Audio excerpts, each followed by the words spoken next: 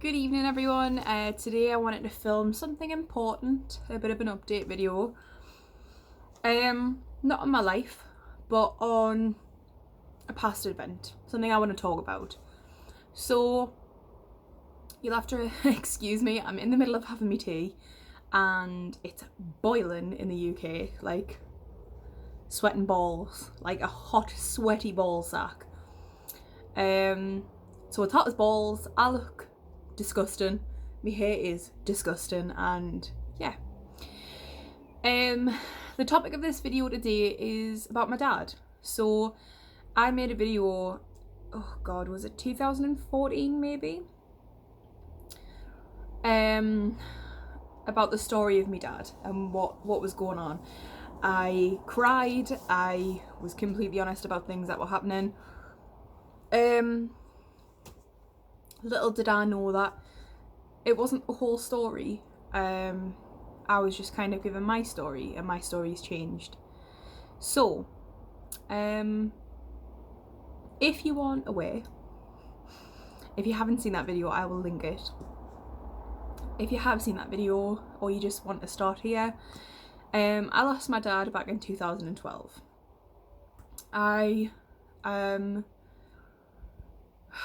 It was a hard time. So I hadn't spoken to my dad for about 2 years beforehand.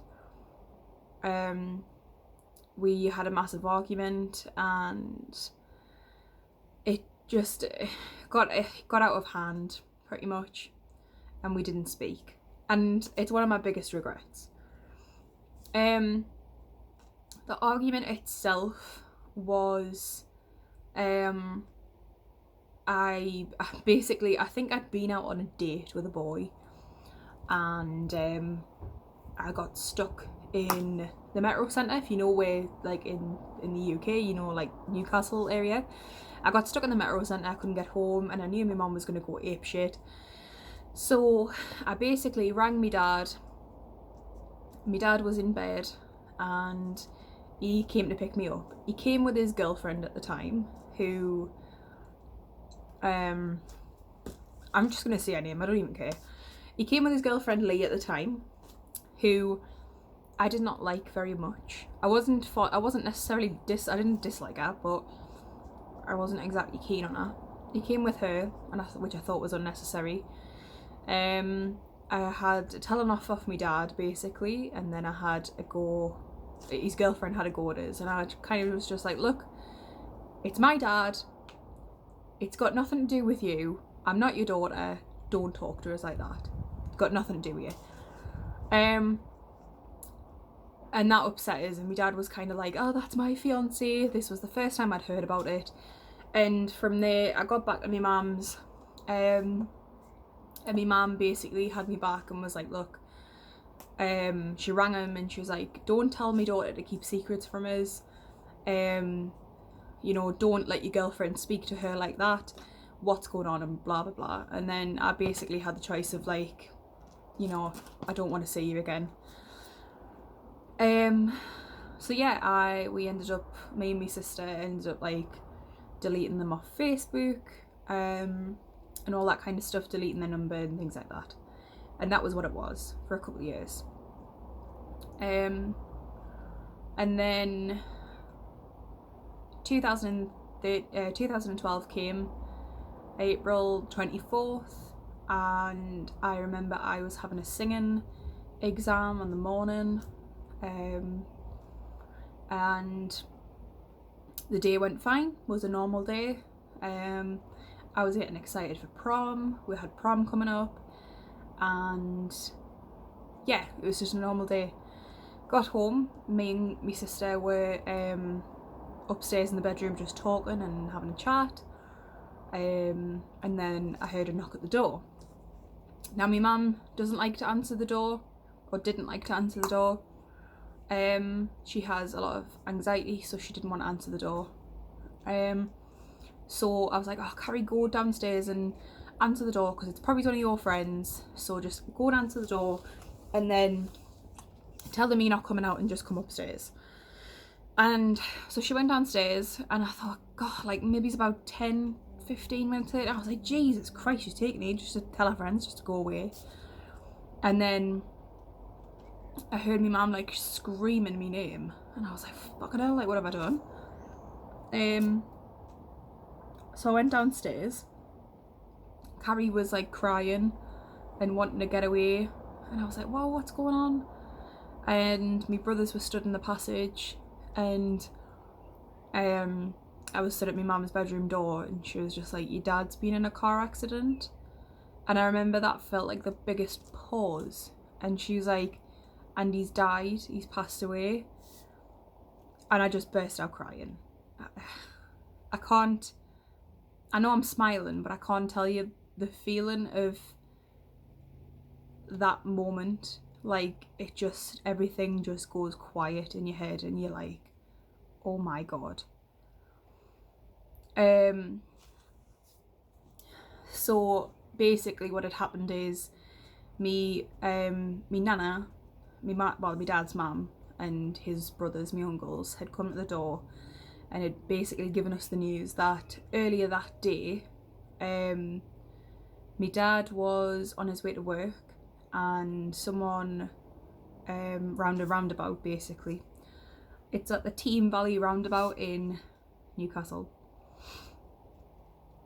A woman drove into the side of him, and he didn't have his seatbelt on for whatever reason. I think he had like a van, so someone drove into the side of his van, and I think he was doing like deliveries and stuff, so for whatever reason he didn't have his seatbelt on, and he basically went out of the went through the windscreen and died. That I can go through the details now, because it's been so long, and it's easy to talk about today, but on a regular day it's not necessarily too easy. So yeah, so basically he passed away. I struggled a bit, Carrie struggled a bit. I remember being in school, and I was just like, I think someone just asked if I was okay, and I was just like, no, like, my dad's died and I'm never gonna see him again. But yeah, I went on with life. We went to the funeral, which was a shambles. His girlfriend Lee organised the funeral. It was just a joke. It was a joke.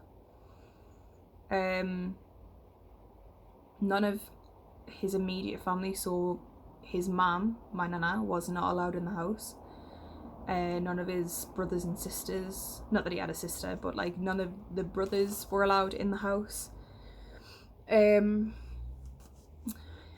we all had to kind of just sit outside and wait for everything to happen. It was just his girlfriend in their flat with all of her family, flowers and everything, and being supported, and we were kind of just left outside.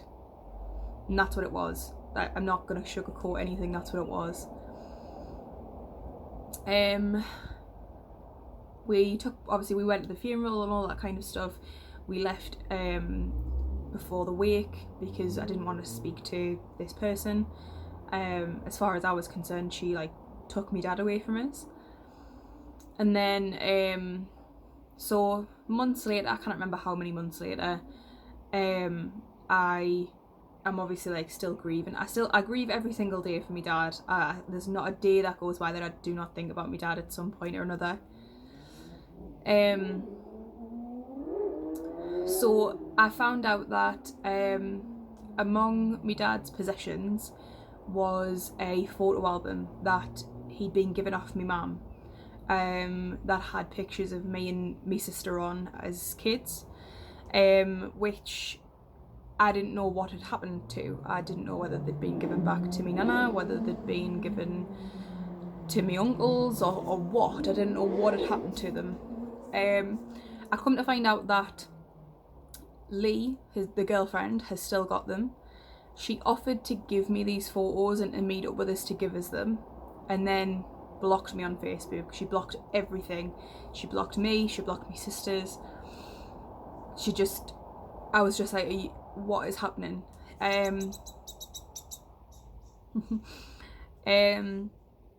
was a group that was made on Facebook in memory of my dad. And I posted in there and I was like, look, if there's anyone that is close to Lee, can you please just ask her for the photos? That's all I want. I just want me memories. I had been given some photos, some like copies of photos of me nana and some photos of me uncle and stuff like that, which I was so appreciative of. But I just, for some reason, I couldn't let this go that she had these photos and they didn't belong to her. And it really upset us.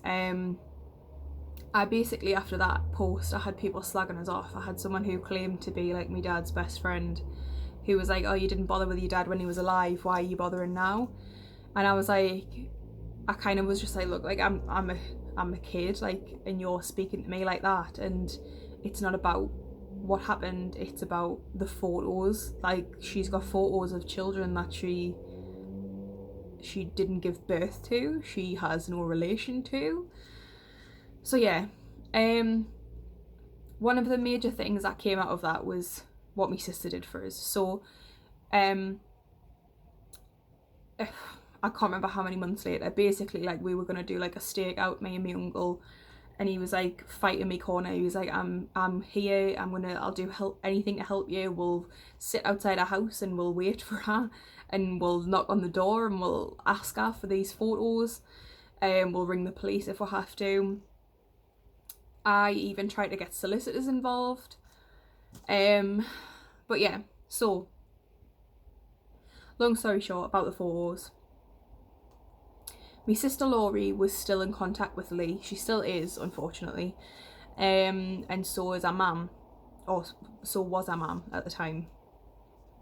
Our mum managed to get these photos off of Lee, and contacted my younger sister Carrie, who I was living with my mum, and met up with Carrie and gave her the photos. And I cried. I was like so grateful for these photos, that there was pictures of me as a baby with my dad, there was pictures of Carrie as a baby, there was pictures of us as kids. It was just really nice to have them. But we kind of went unnoticed, and I basically told my story that no one cared, there was no day that went by, like no anniversary that went by where it was, oh, you know, we're thinking about you 3 girls. It was just Laurie. And I feel bad saying that now, because I know that that's not just the case, and I was probably a bit jealous of Laurie at the time because she was getting so much recognition as being my dad's daughter. But I just thought, you know what, like, he's got 3 kids, and people had nothing nice to say to me. Like, they absolutely treated me and my sister as if we were like evil, and that we were just like trying to get attention for me dad dying. And I was just like, I loved me dad, I did. There was a lot of things that went on that people didn't know about, and a lot of comments that were potentially made that my dad maybe shouldn't have said. I've moved on from those now, but I was a kid. I was very, very blindsided as to what was happening, because you're very confused at that age. So yeah, so no one had anything nice to say about me and Carrie. Laurie, who you guys have met if you watch my channel regularly, Laurie is the youngest out of us, and so she was the one that everyone recognised as my dad's daughter. My back is killing us. So yeah, bearing in mind at this time me and Laurie weren't speaking. Laurie and Carrie weren't really speaking. We'd had each other on Facebook, but we didn't talk. And Laurie, I think she was 9 when my dad, yeah, she was 9. 9 or 10, something like that. She was 9 when my dad died, so she was still very, very young. And I remember I didn't see her afterwards. Like, I bumped into her once maybe in the town, when I was going for like an interview or doing some shopping or something. I bumped into her mum, but I hadn't seen her properly since the funeral. so it was awkward, and it was just very tense. And then the big turning point was when my nana passed away. So me dad's mum passed away in January, so January 2018, which that kind of brought me and Laurie back together as sisters. So by that point I'd moved out of my mum's and I wasn't speaking to me, I haven't been speaking to my family, so I wasn't speaking to my sister Carrie, I wasn't speaking to my mum, anyone. And so I messaged Laurie to see if she was okay, to find out what, if she was alright, because obviously, our nana had just died and it's a difficult time.